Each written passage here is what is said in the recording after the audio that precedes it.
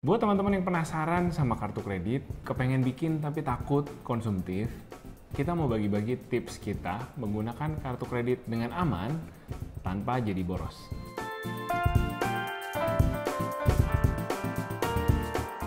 Hai guys, nama gue Samuel dan ini istri gue Claudia. Kita pasangan suami istri kantoran, pengalaman kerja kurang lebih 10 tahun. Gue di HRD, Cloud di marketing.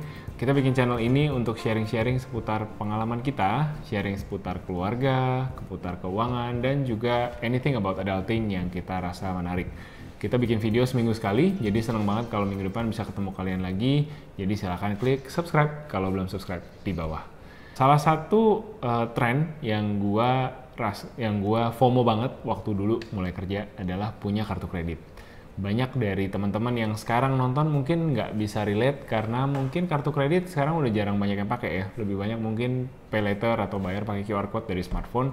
Tapi pada zamannya punya kartu kredit itu sesuatu yang sangat wow gitu, sesuatu yang sangat luar biasa. Ketika kamu ke kasir, ngantri boba gitu ya, kamu ngintip-ngintip dompet orang di depan kamu tuh kartunya warna apa yang dikeluarin gitu. Kalau masih warna biru, gambar kartun-kartun gitu, ini mungkin limitnya masih kecil, tapi begitu udah hitam terus cuma ada logo banknya segala macam gitu, wah biasanya ini sesuatu nih orang nih gitu.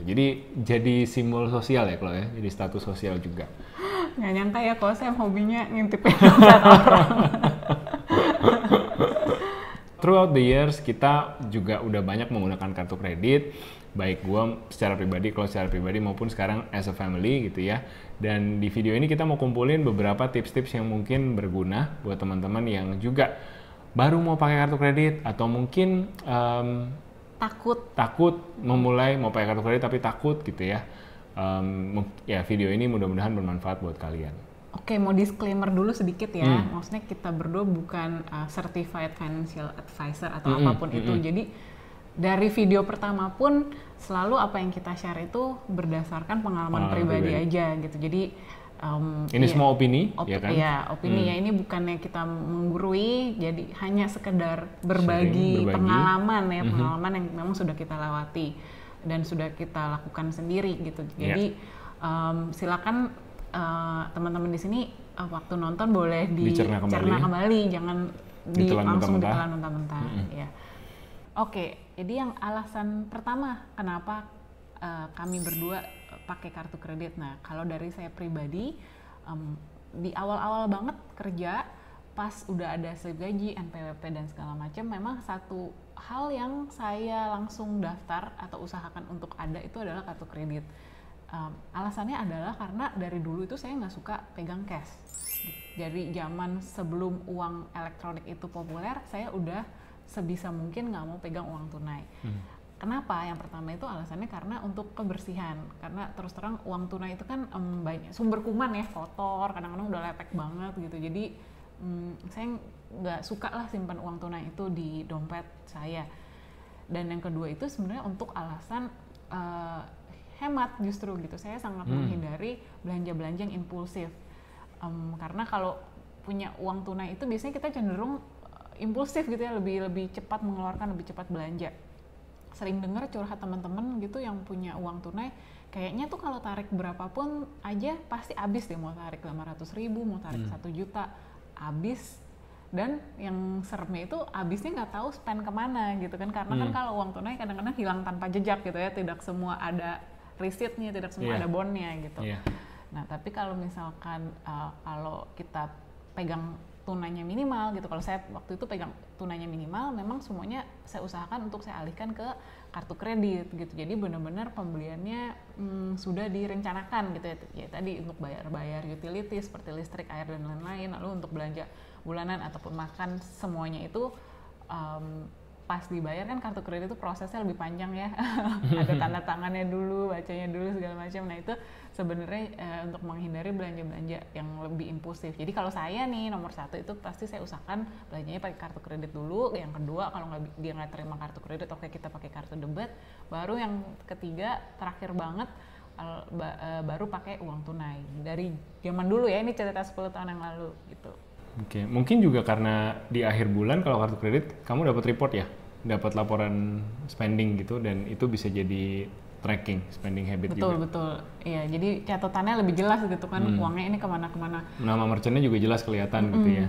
Karena sering banget dapat curhatan juga ya dari teman-teman gitu, kalau tarik tunai itu berapapun kita taruh di dompet, mau 500.000, mau 1 juta, habis aja gitu, tahu-tahu gitu ya. Dan habisnya kadang-kadang nggak tahu kemana gitu, tahu-taunya duit gue habis kemana gitu. Nah kalau misalkan pakai kartu kredit ini kan jadi jelas gitu ya, trackingnya gitu. Nah tadi teman-teman udah dengar gitu ya, contrary dari yang mungkin dipercaya oleh banyak orang atau orang-orang zaman dulu suka bilang gitu, kartu kredit tuh bahaya gitu, kartu kredit tuh kartu setan gitu, jangan dipakai, jangan punya gitu, digunting kartu kreditnya gitu ya. Buat kita kartu kredit itu hanya alat aja gitu. Pada akhirnya ketika kita bisa pakai dengan baik, ketika kita bisa tahu selaknya gitu, kita bisa manfaatin dengan baik, tentu akan datangin benefit juga buat kita. Nah, alasan kedua kenapa kita pakai kartu kredit adalah kita suka kumpulin poinnya. Jadi banyak jenis kartu kredit, jenis poin yang diberikan juga beda-beda. Ada kartu kredit yang poinnya bisa tukarkan tunai langsung, jadi sebagai potongan belanja ke pembelanjaan teman-teman berikutnya. Ada juga yang poinnya bisa jadi mileage, jadi teman-teman bisa beli tiket pesawat. Kita actually beberapa kali beli tiket pesawat Jakarta-Bali ya, gratis gitu, dengan gratis atau membayar sedikit sekali dengan menukarkan poin dari kartu kredit. Jadi ini benefit yang nggak akan bisa teman-teman dapetin kalau seandainya bayar cash terus gitu. Jadi ya kita lihat ini salah satu alasan kenapa kita tetap pakai kartu kredit sampai sekarang. Lalu benefit yang ketiga adalah sebenarnya dari kartu kredit itu banyak sekali menawarkan promosi-promosi gitu ya, berupa diskon gitu, atau ada juga benefit-benefit lainnya seperti bisa masuk airport lounge tertentu gitu ya, dengan gratis gitu, atau dengan membayar dengan sangat murah. Nah ini masih inget dong zaman dulu itu kalau misalkan kita nonton ke bioskop buy one get one dengan kartu kredit tertentu, nah itu kan sebenarnya tidak bisa didapatkan gitu ya kalau kita beli tiket nontonnya itu dengan cash gitu ya, hanya bisa dengan kartu kredit tersebut. Jadi kalau buat saya pribadi, pemilihan kartu kredit yang sekarang itu ya juga tergantung dengan mereka sering nggak sih ngadain promosi-promosi gitu ya, terutama diskon-diskon untuk merchant-merchant yang memang langganan ibu-ibu seperti saya, misalkan supermarket gitu ya. Jadi memang pakai kartu kredit itu menguntungkan buat saya karena memang saya secara aktif mencari tahu promo-promo apa saja sih yang si kartu kredit ini sedang jalankan, dan kalau memang relevan atau memang pas lagi butuh ya langsung digunakan promosi tersebut. Nah, tadi kita udah cerita soal alasannya kenapa kita pikir kartu kredit bisa jadi baik jika kita bijak menggunakannya. Nah, gimana cara gunakannya dengan bijak? Tips-tipsnya apa aja? Yang pertama dari kita, bayar full. Selalu bayar kartu kredit full dan on time. Dan dalam pemakaian teman-teman, usahakan jangan sampai over limit. Jadi ketika teman-teman tagihan datang, kan dikasih waktu, biasanya jangka waktu sekian hari untuk harus melunasi, pastikan uangnya ada untuk melunasi. Nah ini mindset yang harus kita betulin gitu ya. Kalau misalkan ada di antara teman-teman yang merasa, oh kartu kredit itu gaji tambahan, itu bukan gitu. Kartu kredit itu bukan gaji tambahan. Kartu kredit itu prinsipnya menunda pembayaran. Jadi eventually pada akhir bulan akan ada tanggal di mana teman-teman harus bayar. Memang kadang limitnya luar biasa gitu ya. Kalian gajinya 5 juta bisa dapat kartu kredit limit 12 juta, 15 juta misalkan. Tapi apakah itu kemudian kalian jadi ada tambahan uang? Enggak gitu. Itu adalah utang gitu yang pada akhirnya harus dibayar. Jadi bayarlah full, on time, dan jangan sampai over limit. Intinya make sure yang dibelanjakan di kartu kredit itu tidak melebihi budget belanja kamu gitu ya. Kalau misalkan tadi kayak seperti kalau saya bilang, oh ya gajinya 5 juta, limitnya 15 juta, ya jangan sampai belanjanya itu di atas budget pengeluaran kamu. Misalkan gaji kamu 5 juta, budget saya belanja bulanan cuma 2 juta katakanlah ya, jangan sampai penggunaan kartu kredit itu di atas 2 juta gitu ya. Atau kalau memang mau lebih amannya lagi, sebenarnya limit itu sangat bisa diatur gitu ya, sesuai dengan keinginan kamu gitu. Kalau memang kamu nggak percaya nih diri kamu sendiri bisa mengkontrol hasrat belanja gitu ya, jadi teleponlah itu bank penerbit kartu kreditnya tersebut, lalu minta untuk limitnya itu disesuaikan dengan kemampuan kamu gitu, karena jangan sampai terjebak dalam mindset oke, limit besar jadi gue bisa belanja jauh di atas kemampuan gue, itu salah gitu ya. Jadi kalau buat teman-teman yang memang ngerasa belum bisa mengontrol belanjanya, ya udah mendingan kartu kreditnya ini disesuaikan dengan limit pengeluaran yang kamu mampu gitu. Kadang juga kalau kita udah lama jadi nasabah satu kartu kredit, tanpa kita minta limitnya tiba-tiba digedein, tiba-tiba limitnya dinaikin. Nah, gue beberapa kali ngalamin hal ini, tapi langsung gue telepon call center bank tersebut, minta limitnya dikembalikan ke limit semula. Karena memang ada beberapa kartu yang gue pakai hanya untuk transaksi online. Jadi kalau transaksi online kan rentan peretasan, hacking gitu ya. Nah, gue nggak mau kalau sampai amit-amit kartunya kenapa-napa diretas orang, ada limit besar yang bisa mereka pakai untuk belanja atau ngapa-ngapain. Jadi untuk transaksi online, gue ada satu kartu yang memang ya limitnya kecil gitu, nggak akan sampai kapanpun gue gede-gedein. Nah sebenarnya kita juga ada sih saat-saat dimana kita justru kita meminta request gedein limit. Misalkan pas waktu jalan-jalan ke luar negeri gitu. Karena sebenarnya ya itu kembali lagi ada beberapa bank yang menawarkan rate-nya itu sebenarnya lumayan bagus gitu. Jadi daripada ke luar negeri kita bawa cash, serem banyak gitu kan, hilang, copetan segala macam, justru lebih enak pakai kartu kredit aja gitu, yang rate-nya kompetitif. Nah itu sebelum kita jalan-jalan biasanya kita telepon untuk kita minta naikin limit dari tanggal sekian sampai tanggal sekian, tujuan negaranya kemana gitu. Nah itu sangat memudahkan hidup sekali ya pas belanja di luar negeri itu. Oh iya, tapi kembali lagi ini silakan dicek kembali ya, mungkin karena nggak semua bank bisa melakukan hal ini. Coba ditelepon dan dipastikan aja ke tiap-tiap bank. Oh iya, tadi saya mau nambahin sedikit yang kalau saya bilang soal kartu kredit diretas. Nah kebetulan saya pernah menjadi korban peretasan kartu kredit. Itu kayaknya di Inggris ya, karena pakai pound sterling nominalnya. Nah tapi ternyata untuk kita bikin komplain ke banknya itu ternyata nggak sesulit itu kok gitu. Jadi memang waktu itu langsung telepon, ceritakan bahwa ini ada peretasan kartu kredit, ini bukan saya yang belanja karena saya nggak di negeri tersebut pada tanggal tersebut yang tertera di laporan bulanannya gitu, dan itu langsung dibantu sama customer service-nya. Untuk pertama kayaknya harus ditutup dulu, tapi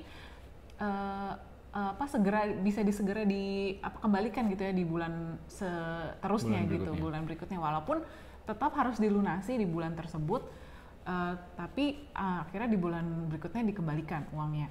Dari 10 tahun penggunaan kartu kredit itu baru 1 kali sih saya kena korban peretasan kartu kredit gitu. Jadi sebenarnya kalau dibilang ada nggak resiko peretasan, pasti ada, tapi kalau di saya sendiri kejadiannya itu baru 1 kali dalam kurun waktu 10 tahun, dan manfaat yang saya terima kayaknya jauh lebih besar daripada kerugian yang pernah saya alami gitu ya. Jadi menurut saya kartu kredit itu masih sangat worth it untuk digunakan. Peretasan loh ya teman-teman, bukan kartunya dipinjemin ke suami atau dipinjemin ke istri terus tiba-tiba limitnya jebol gitu. Itu bukan peretasan ya. Itu nggak bisa diklaim ke bank ya. Itu nggak bisa diklaim ke bank. Nah, tips yang selanjutnya gimana cara pakai kartu kredit dengan bijak adalah jangan ambil tarik tunai. Ini prinsipnya sama dengan yang pertama gitu, bahwa kartu kredit itu bukan gaji tambahan.